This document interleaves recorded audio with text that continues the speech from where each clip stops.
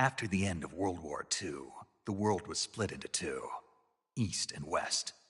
This marked the beginning of the era called the Cold War.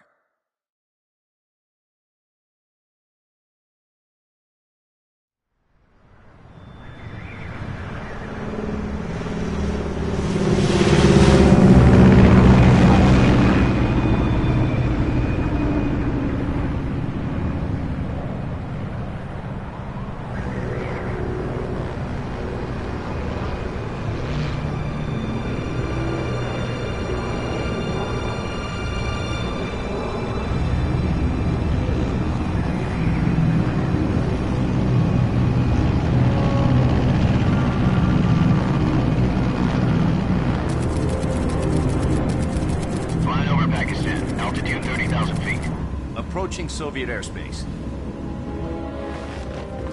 20 minutes to drop off. Commencing internal depressurization. Equipment check. Arm main parachute. All right. You ready to go? Drop zone still showing a high pressure mass. Cav okay. Good. We've got high visibility.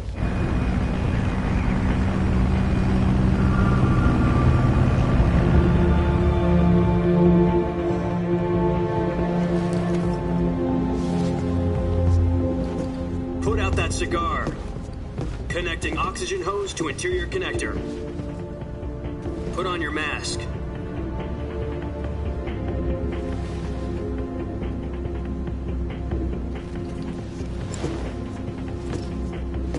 Does this panty waste know what he's doing?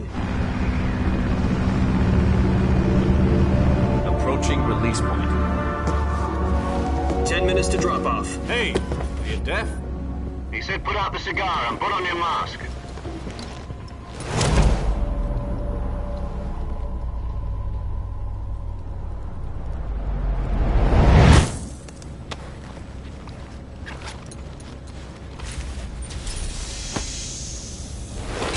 Depressurization complete. Checking oxygen supply. 6 minutes to drop off. Opening rear hatch.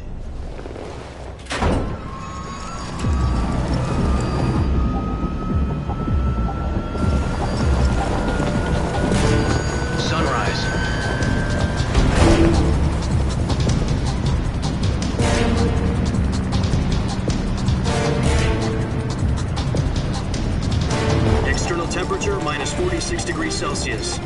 2 minutes to drop off. Stand up. You'll be falling at 130 miles per hour. Try not to get frostbite from the wind chill. 1 minute to drop off. Move to the rear. Activate the alarm bottle. This is one for the history books. The world's first halo jump. 10 seconds to drop off. Stand by. Status okay, all green. Prepare for drop-off. Countdown. 5, 4, 3, 2, 1. Spread your wings And fly. God be with you.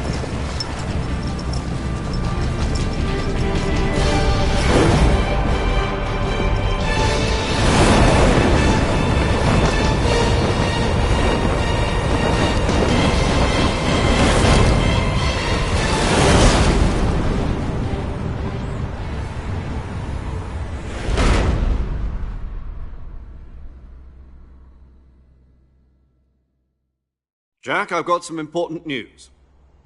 The head of the CIA has finally given us the green light for the virtuous mission. Virtual mission? No, the virtuous mission. The future of our Fox unit depends on it. If it succeeds, we'll be officially organized into a unit. Virtuous mission? Sounds like some kind of initiation ritual. You know, don't get cocky. This isn't a training op. Right. So what exactly is this wonderful mission? Well, about 2 years ago, a certain Soviet scientist requested asylum in the West through one of our moles. His name is Nikolai Stepanovich Sokolov. He's head of the OKB 754 Design Bureau, one of the Soviets' top-secret weapon research facilities, and the East's foremost expert on weapons development. Sokolov? Isn't he that famous rocket scientist? The very same. On April the 12th, 1961, the Soviets achieved the first manned spaceflight in history.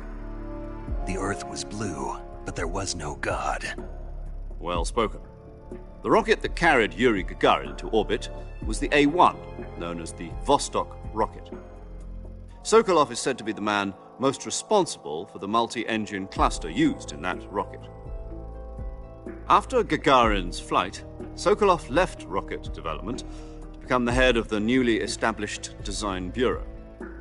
From a lowly technician to head of a design bureau, that's quite a success story, so why do you want to defect?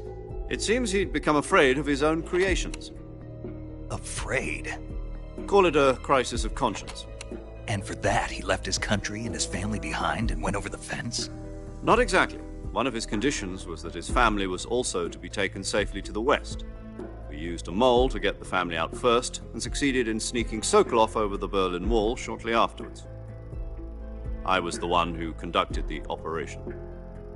The security on the eastern side was still full of holes back then. Then what? We got Sokolov over in one piece, but the whole ordeal had left him exhausted, and we checked him into a hospital in West Berlin. It took him 2 weeks and more than 600 miles to get from the research facility in the Soviet Union to Berlin. He was in no condition to say anything coherent. And it was only a week later that we had something much bigger on our hands. The Cuban Missile Crisis. October the 16th, 1962, President Kennedy received word that the Soviets were in the process of deploying intermediate-range ballistic missiles in Cuba. The President demanded that the Soviets dismantle and remove the missiles. At the same time, he announced a naval blockade to prevent further missile shipments from reaching Cuba. But the Soviets didn't back down, instead placing their armed forces on secondary alert. Soviet transport ships carrying missiles continued on course towards Cuba. US and Soviet forces went on alert for an all-out nuclear war. Frantic negotiations were conducted through the UN's Emergency Security Council and unofficial channels to end the hair-trigger standoff. Finally, on October the 28th, the Soviet Union agreed to remove its missiles from Cuba.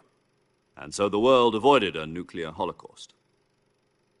But in order to get the Soviets to pull their missiles out, we had to make a deal. You mean the one where the US agreed to remove its IRBMs from Turkey?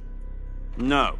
The Jupiter IRBMs deployed in Turkey were obsolete, and we were going to get rid of them anyway. They had no strategic value whatsoever to either the US or the Russians. The Turkey deal was a ruse, a cover story that was fed to the other intelligence agencies around the world. So what did the Russians really want? Sokolov. They wanted us to return Sokolov. You mean the Soviets pulled out of Cuba just to get their hands on Sokolov? That's right. What the hell was he working on? At the time, we had no idea. We were running out of time. It was either give up Sokolov or risk full-scale nuclear war. In the end, we had no choice. President Kennedy gave in to Khrushchev's demand. The next day, I got Sokolov out of the hospital, handing him over to agents on the eastern side. Sokolov kept on screaming, "Save me," until he disappeared from my sight. Then, a month ago, we received some new information from one of our moles. About Sokolov? Yes. He was taken back to the research facility and forced to continue working on the weapon in question under KGB supervision. What's more, it's on the verge of completion. So what kind of weapon is it? Something to do with space rockets? No, missiles. Same technology. I guess you're right. We don't know the details, but it appears to be a new kind of nuclear device. For half a year now, the Soviets have been conducting frequent nuclear tests at Semipalatinsk. Something to do with the weapon, I assume. We're talking about a secret weapon so big that Khrushchev was ready to pull out of Cuba to get it back. Is Sokolov still in the facility? No. According to our intelligence, he's in Selinoyarsk, a place in the mountains about 3 miles to the west that's known as the Virgin Cliffs. The Virgin Cliffs. Nice name for a virtuous mission. They moved him there just recently. Why? Apparently, they're conducting a field test of the weapon, but it's our best chance to get him back. This mission would never have been possible if he was still in the research facility. This is our last chance. Sokolov must have known that too when he contacted us.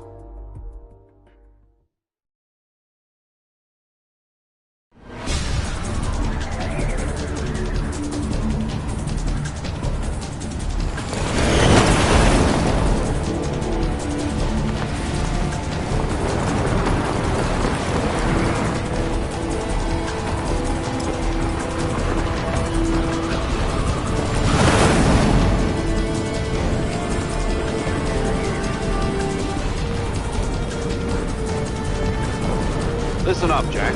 Your mission is to infiltrate Selino Yask in the Soviet mountains, ensure the safety of Sokolov, and bring him back to the West.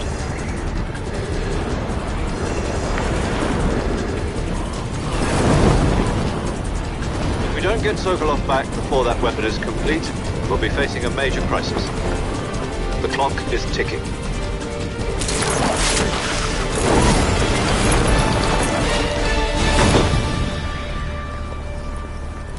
Once we've confirmed the rescue of Sokolov, stand by at the recovery point. A recovery balloon will be dropped at that point. Helium will be pumped into the balloon to inflate it. The process takes about 20 minutes. Once it's complete, the gunship's arm will latch onto the balloon and pull it up. The Fulton surface-to-air recovery system. I'm familiar with the theory. Take it easy. It's been combat-proven. Do you think Sokolov is up to it? The shock will be less than during a parachute jump, and the arm can handle up to 500 pounds. So you're planning on going over the border in a single combat Talon? She's equipped with two 6-barrel 20mm Vulcan cannons, as well as two 40mm machine guns. Sounds like she could hold her own against a battalion of tanks. Even with the fuel in the reserve tank, we're facing a 4-hour time limit. If all goes well, it shouldn't take more than a few hours. Home in time for dinner. But if anything goes wrong, you'll be eating dinner, breakfast, and all the rest of your meals in the jungle.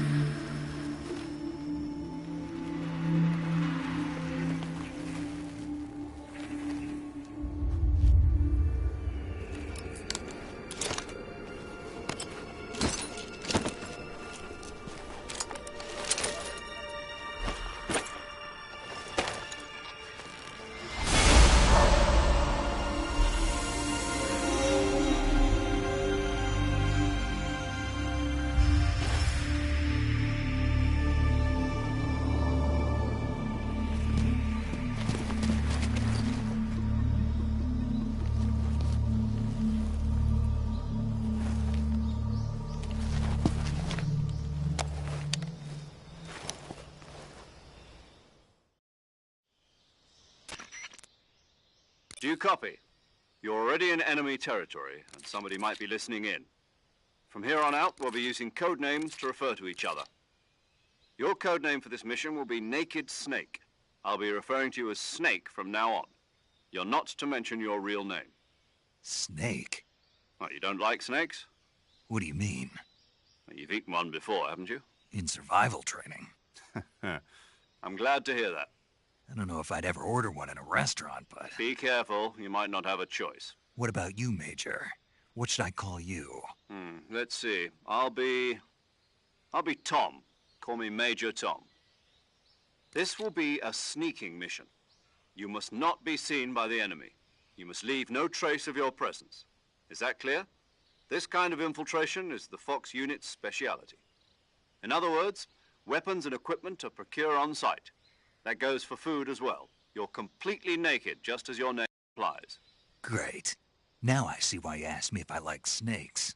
I suppose calling me Snake was your idea of a joke, too. No.